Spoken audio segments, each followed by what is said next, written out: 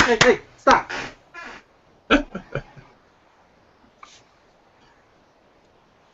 Well, hi everyone. This is the Big Boy Projects Hangout. We're gonna talk about The Walking Dead episode 1 and 2. I am James Butler, uh, a recent fan of The Walking Dead, trying to read the comics, trying to catch up. I'm way behind, but I'll catch up.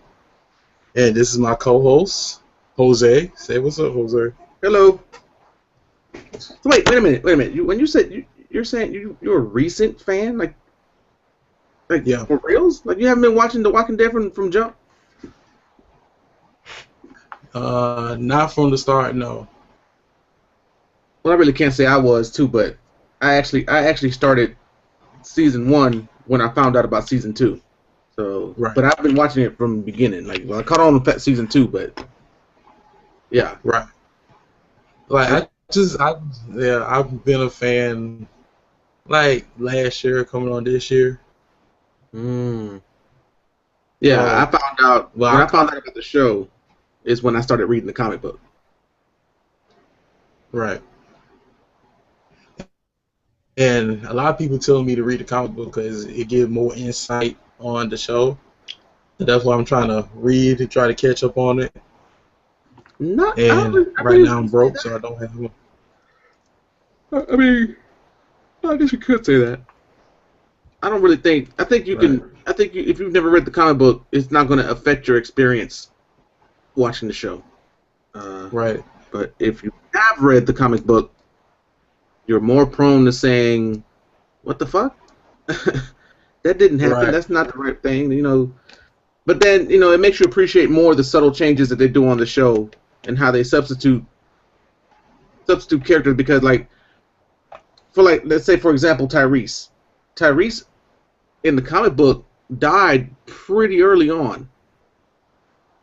You know. Right. Yes. Yeah. I hear a lot of people saying that. And now, and now, as we can see, Tyrese has been on the show for what, a good 2 seasons now. Right. A good while. And now he became a big member of the group now. So. Yeah.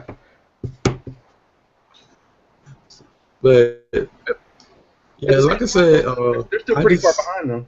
If they're just not getting they're pretty far behind. Right. I just trying to get the full experience of The Walking Dead because it's a good show, and if the comic is good as well, I know I'm going to like. Well, I'm reading it now. I like parts of it. I just beginning. I'm at the beginning of the comic, so I can't say anything right now. But what you thought about episode 1, like the good, the bad? Episode 1, what stood out? Episode 1 came out the gate doing everything I needed it to do. I mean, it was the best episode of the series so far. I mean, right. I think it was the best premiere of the show. The very best season premiere of the show. And that's to include any episode from when they come back from hiatuses. How we get the first half of the season is in October, and then we have to wait till the next October we got to wait till February or whatever it is to see the rest of the season. You know how that goes. Right. I think this episode was the best. It came out the gate. Right. On top. Well, it just kept going the whole time. Right. Well, like I said, it ended on top with us hanging. So, knowing us speculating what's going to happen next, blah, blah, blah. And they came out the gate, like you said, with a bang. Like, it gave us everything. Everything we expected to happen, happened. And no, I take that back except for one thing, except for Carol. Carol, by far, is the MVP of that episode. She did everything. She is the one, and honestly, in my opinion, she's the one character out of the entire show that's had the most dramatic change, right, to her character. Because if you remember season 1, she was an abuse. She was being abused. She was a wife who was being abused by her husband. Right. Emotional, verbal and physical abuse. She was a victim of domestic violence. even in the zombie apocalypse, you could, she's still being the victim of this abusive husband, and she kind of had a little bit of Stockholm syndrome too, because okay, we surrounded by zombies, and you still afraid to leave this man who is abusing you. So she was just all jacked up. But then, she lost her kid when Sophia died. Carol died, and this person that has taken her place is a survivor. She is the MVP of the zombie apocalypse. If nobody else, she's gonna be the one that survives. If everybody else dies, she'll be the last person standing. Because it seems like she's the only one that gets it fully. Yeah, she gets it. She sees the picture. Right. Because when the group got together, it's it's so much emotions and what's going on and everything. And Carol like, okay. This is just another day. Mm-hmm. Nothing's changed. And let's see. Because notice that at the end of the day, she doesn't really have anything to lose. Right. But she has everything to gain. Even when in the prison, everybody's like, oh, well, everybody's alive. These people need help and blah blah blah. They're not thinking about, now we've got a whole town full of people who need our help, who need to be saved. We can't afford to let them all get sick. So let's stop the contagion at the point of origin. Let's kill the people who got it. At the time it was only getting sick, and then I think Carol, it's sort of like the heart and the brain. Like they're thinking with their hearts, and Carol thinking with her brain. Yeah, I would agree. You're like, okay, well, maybe there's something we can do. Maybe there's something to do. Like Carol's like, nope, there's nothing we can do. We have to bullet to the head, kill and destroy. Right. Destroy it. Bullet to the head. Right. Because you're thinking of these options, but you're not doing anything. Right. So Carol by far the MVP. Right. She quickly has become one of my favorite characters. And another example of how they've changed from the comic book in the show, because in the comic book Carol died. Well, in the comic book Carol was really messed up. She was in a relationship with Tyrese in the comic book, and when he started messing around with somebody else, I think it was Michonne he was messing with. Yep. She tried to commit suicide. So she was, even in the comic book, she was still a weak-willed person. You know, and the show, and the character of Carol on the show is not that person. She's completely different. Well, she started out as that person, then she grew and she became evolved into the Carol we know today. And I'm pretty sure in the comic book she ended up dying pretty quickly too. No, she lasted a little bit, but she made it past the prison and that was it. Right. Or rather, she made it to the prison and that was it. Now we're well beyond the prison. So yeah, but I think this episode was the best. Was the best. Right. And I think it was the one of the parts that I liked about the episode was the acknowledgement between Rick and Tyrese at the end of the episode. They didn't even exchange words. They just kind of put their hands on each other's shoulder and nodded to each other. Right. Because essentially Tyrese saved Judith and Rick saved Sasha. Right. And that was their mutual acknowledgement. Like, you saved my sister, I saved your kid. So I thought that was pretty cool. Yeah, you can tell, especially when we talk about the second episode, but now we're talking about the first, but they got this bond now since everybody's back together. They got like this brotherly bond going on. Yeah, and in the comic book, Tyrese and Rick were really close. They became really close really fast. Right. So the relationship that Daryl and Rick have was the kind of relationship that Tyrese and Rick have in the comic book, or had in the comic book. Right. So, is there any other character that stood out to you in the first episode? I don't know what Bob was trying to do. I know he was trying to talk his way out of it, but I think I want to say that was a little bit of foreshadowing that something was going to happen to Bob. Like, he opened his mouth to try to get him out of the situation, and he was about to end up getting killed, but then Rick saved him. And then And if you notice at the end of the episode when they're walking, Bob kind of has a limp. Right. So he's kind of walking with a little bit of a limp. It's subtle. If you didn't already watch episode 2 and knew what was going to happen to him, you couldn't notice. But he has a limp. And I noticed that in watching it again. And I thought that was kind of cool. I liked how they, at the end of the episode, they came back and showed Morgan, and Morgan is following them, and Morgan is going along the same path as them, not necessarily following them. I don't know if Morgan knows they're there or that they are in front of him, but he's walking in the same direction as they. Right. But what stood out to me? Oh, go ahead. I'm sorry. I was reading online that the characters, you know how the hunters. Well, I don't want to say the hunters. Well, we come to find out that they're hunters, but that in this episode, the reason why they like that is because somebody else came in and just completely, like, they had them. They were the ones who were running Terminus are the ones who were in the crates at the beginning of the episode. Right. They're the ones who were in those train cars or whatever they were, because they were really trying to have a sanctuary, and then whoever those people were, which in my opinion, if you've been reading the comic book, I don't really want to say who it is because you haven't gotten there. You're too far away from that. But whoever the people was that took over Terminus the first time before Rick and them got there, I think if it's not by the end of this season, it'll be the next season. That's who's going to be. That group is going to be the antagonist of the season, because there's people after. There's worse people than the hunters. They're worse people than the hunters.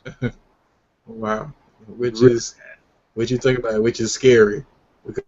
Right, because these people. What happened? Yeah, these people they're worse, and there's more of them. So, yeah. So it's just gonna be a constant war battle coming up. Mm-hmm.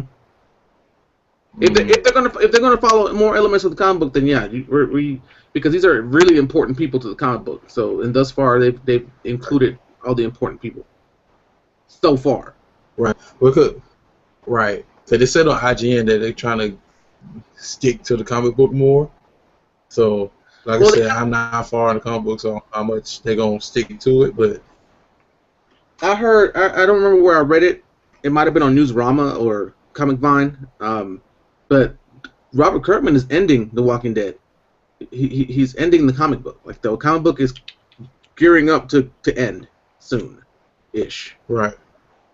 I don't know the exact details or the exact dates, but there's no longer gonna be a comic book of The Walking Dead, but the show will probably still keep going. So they need to go ahead and start gearing, leaning more towards the comic book story so that they can develop more, stories after they run out of material. Right. Well, okay. So since we talked so much about the good, what was the bad points in episode 1? There was none. I didn't find any. I didn't have a single bad thing about the episode. Me either. No. The episode was amazing. Right. Because like I say, I don't have a single bad thing to say. Because it gave us everything we wanted. Which is hard. Which is hard to do when it's been going off for so long, and people got their speculations and what about to happen and blah blah blah, and actually to meet up to that expectation is a great thing to me. So, hey, I wish. Oh, excuse me, I'm tired. I really wish Gareth would have got shot. I know Rick shot at him. I don't know if he got hit or I don't know. I mean, I saw him limping away, so I'm guessing he got hit, but. I really wish that they would have killed them all. Right. Like Rick wanted to. That would have been great to just have them just be killed. But then again. But that's going on to what we were saying before with Carol. They're thinking with their hearts. The group was, and not their brain. Yeah. But then. You're like, Go ahead. I was about to say, they're not like Carol. Carol was probably be on Rick's side, say, yeah, we got to go back because if we don't, they're going to come back and get us. Mm-hmm. which is the common sense thing to do. But everybody like, no, leave them alone. That we destroyed everything they have, and they're going. Everybody thought they're just going to either die or get eaten by walkers, which end up dying anyway. But right. But yeah, I mean, I'm glad everybody's there together. I can't wait for there's a big secret that hasn't even been alluded to, but people who read the comic book know there's a secret because of the characters that are now involved with Rick's group. Right. And I can't wait to see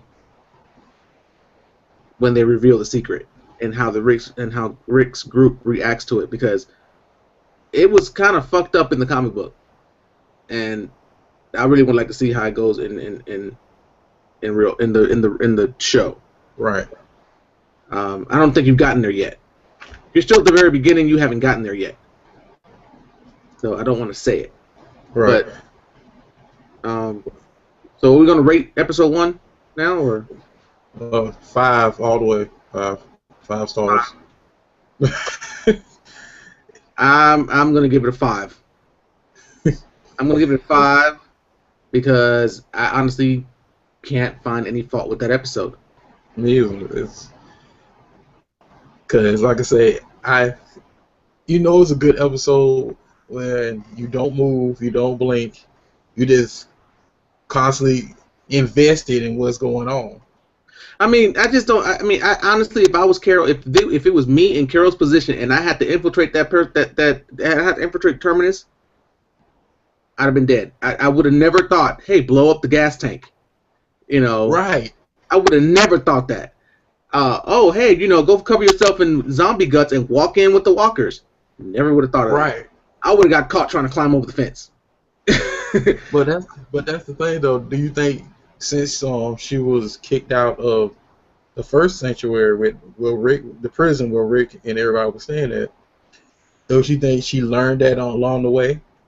Oh no, all those things, like she picked that up from Michonne. The whole covering yourself. Well, actually no, the whole covering yourself with zombie guts. That was the first trick. That was the very first trick that Rick did.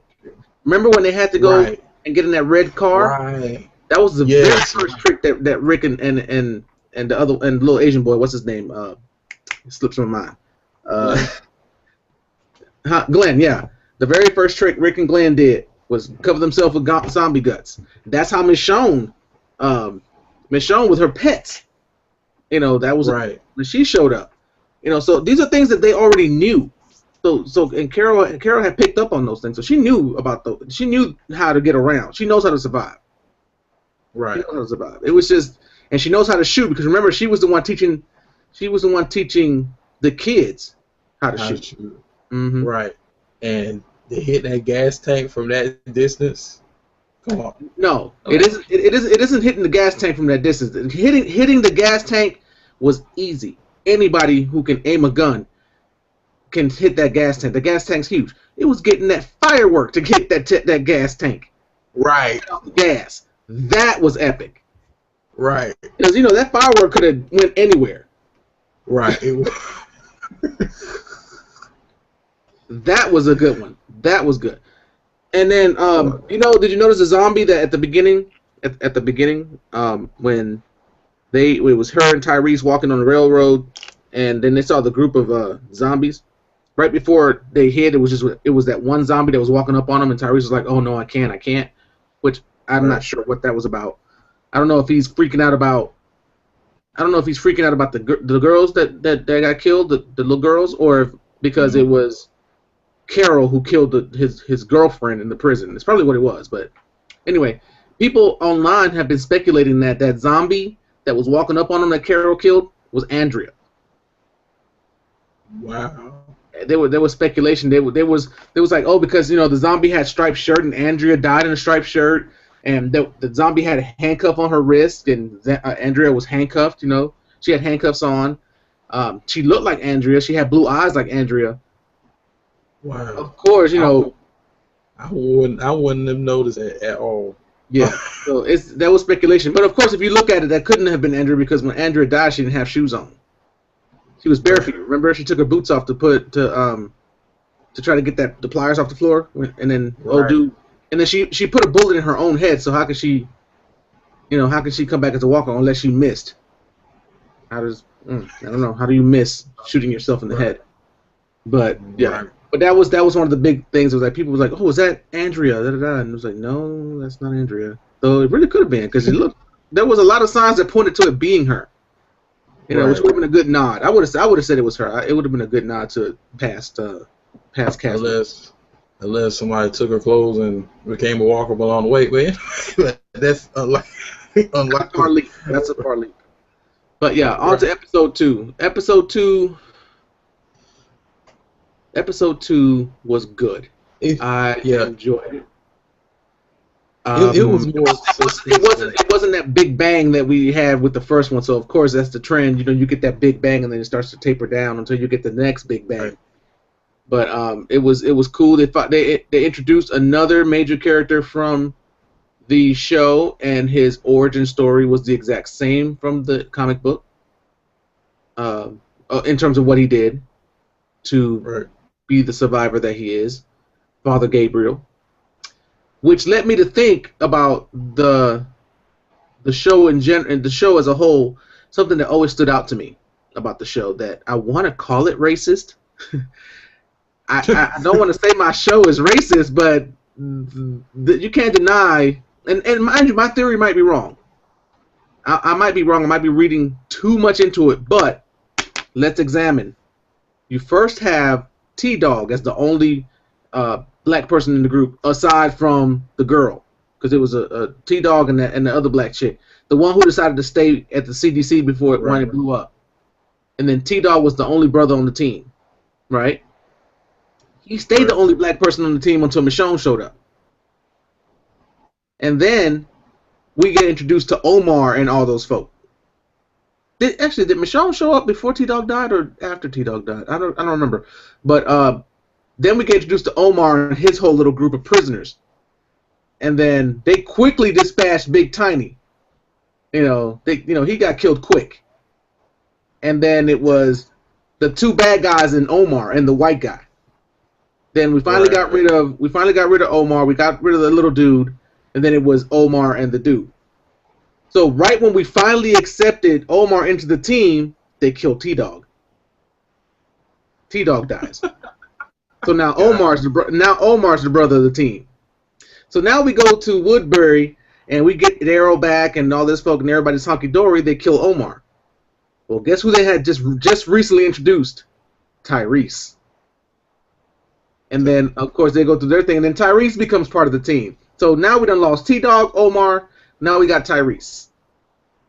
And then throughout the through the whole prison era, here comes what's the alcoholic's name? Bob. Here comes Bob. Bob. So now, okay, Bob, and now we got Bob and we got Tyrese. So there's like, okay, they didn't kill Tyrese to keep Bob. Okay, my theory's falling apart. Well, here comes Father Gabriel. Right. Another black dude. The black folks in the and here we go. By the end of the episode, they're eating up on Bob. Bob is the expendable brother that they're getting rid of. So it seems like at the whole time there's been a ratio of how many black people to how many white people can be on the team at any time, and every time there was one too many black person, they would kill the previous one off. Right. I was like, that's so racist. I mean, it's racist in my mind. It is racist, but it always seems to work out. So, and that bothers me. If Daryl and Carol get what's that girl's name? Beth? Yeah, get Beth back. And Bob's dead. Well, we don't know yet. No, Bob isn't dead. Bob wasn't dead at the end of the episode. Right. No, so, Bob. Well, then yeah, because they said they're keeping him alive. They're keeping him alive to eat him. But see, and I don't know. I don't know how far into the comic book you are. What was the last thing you read in the comic book? I'm like I said, I'm at the beginning, so. See, and I don't want to really say. Well, Bob took the place of another character in the comic book. Right. For this particular episode, and what happened to Bob at the end of the episode, where you see Bob laying up against this pole with a fire roaring behind him, that was lifted right up from the comic book. That scene was exactly panel for panel from the comic book, except it was Bob rather than the character that was actually there. But the fact that they did that confirms for me that the reason why Bob was outside crying was because he got bit. Yes, that's what I thought too. He got bit. Because as soon as he came out the water, you just had that feeling that something went wrong. Yeah, he got pulled under the water and this and the other, and then he's like, oh, I'm okay, and and then he goes outside crying. I knew right then that he got bit. And the reason why he's crying is because not only has he survived all this time by himself, he finally gets into a group that can help him survive. He finally finds a girl who likes him, and then he gets bit. Right. And it didn't act fast enough to amputate wherever he got bit. But I think he got bit somewhere that they couldn't amputate. He was screwed. He was gonna be screwed. Right. Wow. Like I say, but Father Gabriel's character, they got Seth. Is his name Seth Gilliam? I want to say his name is Seth Gilliam. He used to be on Oz. Yes. What other show did he used to be on? He was on Teen Wolf. He was the vet on Teen Wolf. Mm-hmm. I mean, he's a good actor. He's a good actor. And I think he did the role of Father Gabriel pretty well. He was pretty convincing. He was pretty convincing that he. We all knew he was hiding a secret. Yeah, you like I said, it just something you felt throughout the episode. Because you could feel. The episode was called Strangers. Yeah, he was hiding something, and those of us who have read that far into the comic book, we know what he did. We know what he did. And if you haven't read the comic book, I'm pretty sure you can guess what he did from just the context clues that they gave you in the episode. Like the finger marks and the clawing marks that they got on the outside, and then the one message that says you'll burn in hell for this. Hell for this, right? Yeah, you could tell what it was that he did. Like he had a whole bunch of food just to himself inside the church, and then So pretty much, it's pretty evident what he did. I don't want to say it just in case you still haven't figured it out, or if the viewers haven't figured it out. But it's pretty self-evident what happened. I only confess to God. Yeah. Blah blah blah. Because he knows that if you say it to Rick is gonna put a bullet in his head. That's why. Oh yeah. or he think he might give the idea to Rick to do the same thing to him. But yeah. Because like I said, before the even episode started, then the title of the episode, say you knew something, somebody keep it a secret, or somebody new gonna pop up. They're called strangers, of course. But it took me a while to get Bob crying in the forest because two things came to my mind.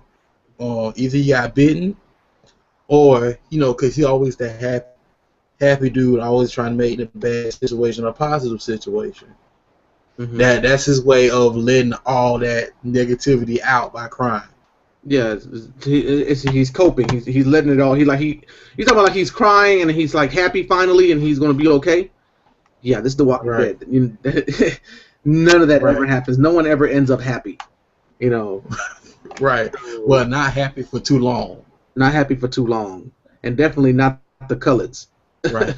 Because Rick told his son, you gotta always be on guard. Never let you go. Not safe. He told him you are not safe. Safe. And like I said, the only one, Rick gets it, and Carol gets it, but everybody else got that hope. Because the whole the whole season been about getting the cure to Washington. Right. And then you notice how Bob was the one talking about trying to convince Rick that they need to go. It was like, this is all temporary. Pretty soon if we get this cure to Washington, everything will be right back to normal, and you won't be like this. The world won't be like this. We'll all go back to our lives once we get this cure to DC. and that's something that he's not going to get to see. Right. You know, he was the most enthusiastic, like he was the most happiest about it, which was another clue that something was going to happen to him specifically. Right. Right. Yeah. You the happy-go-lucky. Okay, going back to the prison. I forgot it. Herschel. That's the old man's name, right? Herschel. Yeah. Yeah. I try to keep things positive, and got killed. So, so basically, positivity in this show is a bad thing. If you're positive in this show, you're the next one to die. So you might as well just be depressed and angry all the time, and you'll be okay. Right. Just be the goth. But if you're an asshole, if you're an asshole about it, then you get your comeuppance and you end up getting hurt, or or you get killed. So you got stay in that medium ground, that neutral ground. Yeah. Basically, okay. We finally got our first hint. Yeah, be a Carol. We finally got our first hint as to what might have happened to Beth. With Daryl and Carol seeing the car that had the cross on the back of it, so they're off in pursuit of that to see if they can find out. I was confused. I could have sworn that when Daryl and Carol found the car was dead. Like she tried to start it, and it was dead. And then she found the battery jumper, and it too didn't seem like it had a charge in it. Or did I see that? I might have seen that scene wrong. No, it had a charge. The battery jumper had a charge. Yes. I could have sworn it. To me, I think Carol tried to get away from the group and leave. Mm-hmm. And Daryl's in the woods, and she found her. And the plan to leave was all gone. Because my thought process was she was trying to leave the group because she's been trying to do that the whole time. Because she kept telling Tyrese, "I'm gonna leave. I'm gonna leave." Okay, yeah, she did use the battery jumper to jump the car, and okay. Right. Okay, see, I obviously was distracted at that one part. Yeah, like I said, it took me a minute. Like, okay, cause it took me a while because you see the needle on the thing was moving so fast. That's why you couldn't catch it.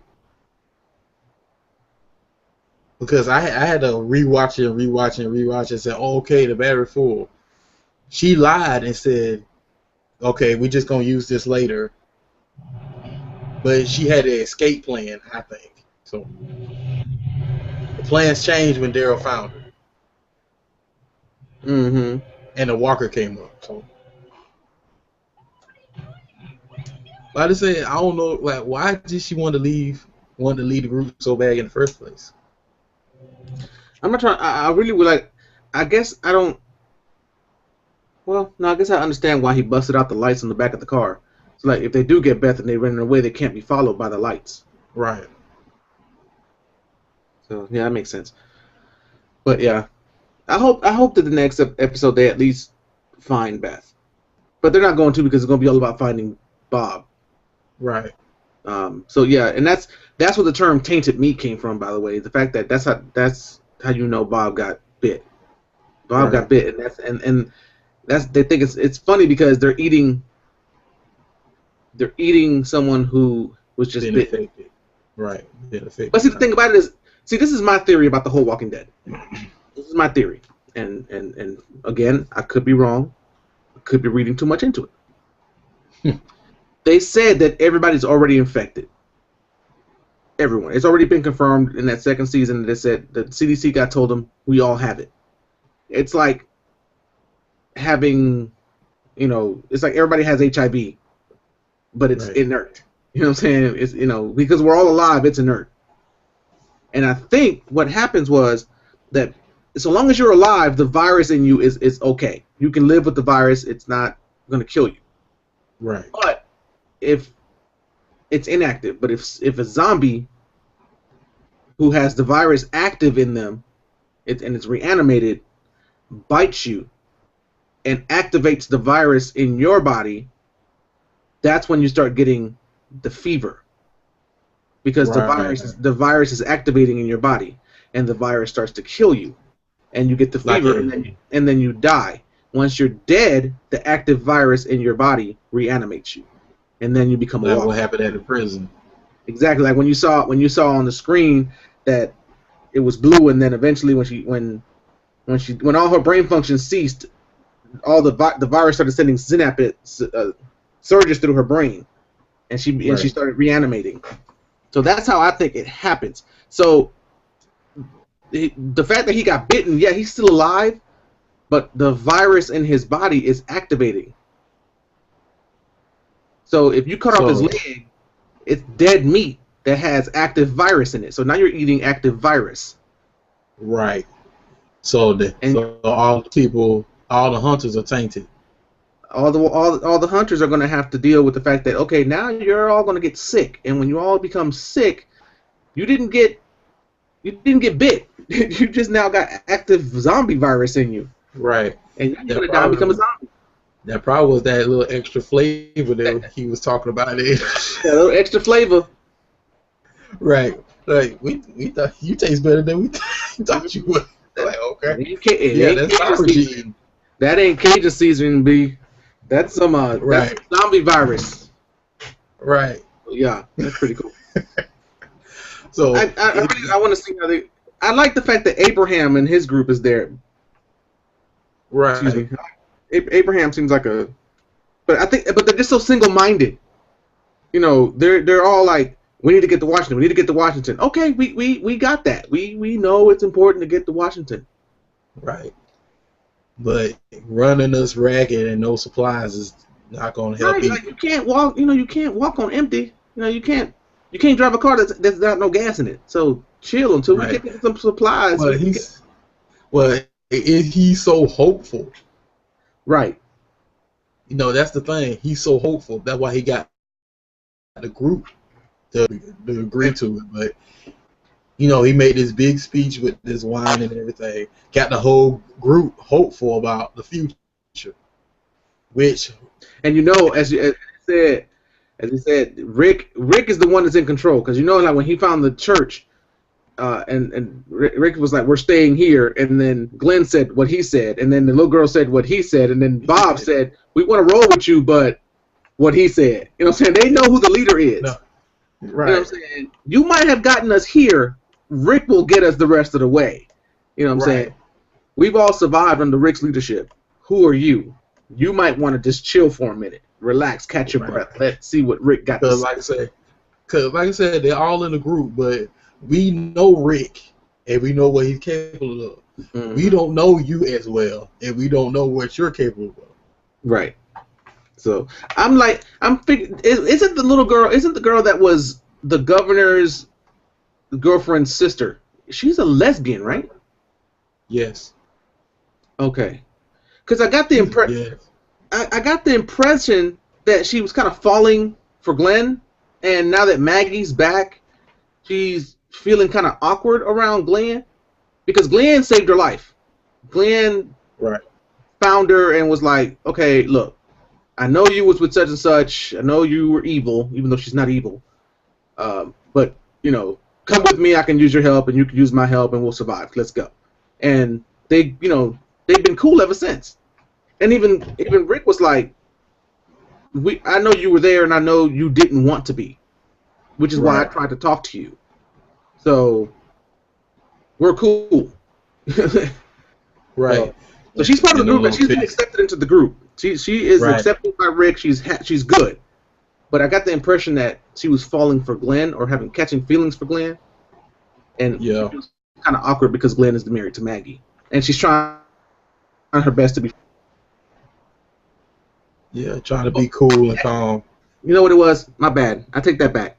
I just remembered the last part where she actually sits down with Maggie and talks to her. She actually comes clean about having been in the prison. So that's what her awkwardness with Maggie was about. I forgot that part. Because I guess she thought Maggie was just gonna try to kill her, yell at her, or whatever. Mm-hmm. Maggie said, "Look, I got my husband. That's all I wanted for this whole time. I'm good. We're Mm-hmm. good." Yeah, Maggie. Like, But Maggie's always been real quick to accept, sort of, kind of. right. But this episode, I would give this episode I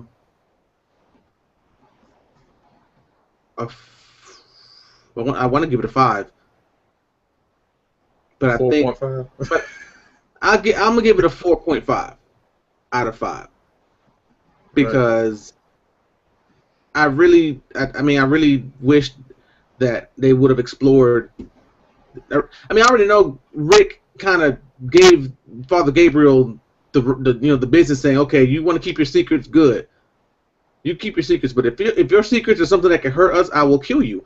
Okay, but I really wish you just found out what the secret was. I really wish, instead of prolonging it. Let's deal with the fact that you're only here because you did this. Let's deal with that. Right. But they didn't. That'll be explored at a later date. Right. Yeah, I give it a 4.5 as well. But yeah, but I'm hoping. Yeah. But yeah, like I said, what's the bad thing that gave it a 4.5? The fact that finally we're getting to see some people getting happy. Bob and Sasha are finally getting together after all that tension that we obviously saw, and that the fact that he obviously liked Sasha all this entire time. He finally got her, and then he gets bit and he gets his leg eaten off. I mean, the guy can't catch a break. He's finally fought his alcoholism. Well, not that he really had to. He ain't got no alcohol, but right. And no choice. But I'm pretty sure now he could use a drink. But yeah, it's like he finally got her, and then boom, he gone. Right. And so now, and the same thing with Tyrese. He finally got a girl who liked him, and she gets sick, and Carol kills her. Right. Like these two can't catch a break. Well, like I said, you can tell something going to happen because everything was too happy. Yeah, when you start to feel too happy. We're all back together. He got the girl. They got, Rick got his own baby back. Mm-hmm. Everything happy. They got the sanctuary. They got the cure for everything. Blah blah blah. Something about to happen. Come on. Too happy. We're in a zombie apocalypse. Right. Someone's gonna die. Cause it's the same pattern kind of every season. Yeah, and another reason why I'm kind of I gave it a 4.5 was because that I was disappointed that Tyrese basically lied in episode 1 when he said he killed that guy and he didn't. We saw him punching him, and we assume he beat him to death, but he didn't. Because the guy shows up as part of the Hunter Pack at the end, eating on Bob's leg. So I forgot all about that. Yeah, I remember. And I'm kind of disappointed that Tyrese just didn't kill him. And like, why? I mean, he was about to snap Judith's neck. I would have killed him. Right. He would have been dead. You got my baby by the neck. Oh, it's over and done with. Yep. Cause like I said, you seen Carol.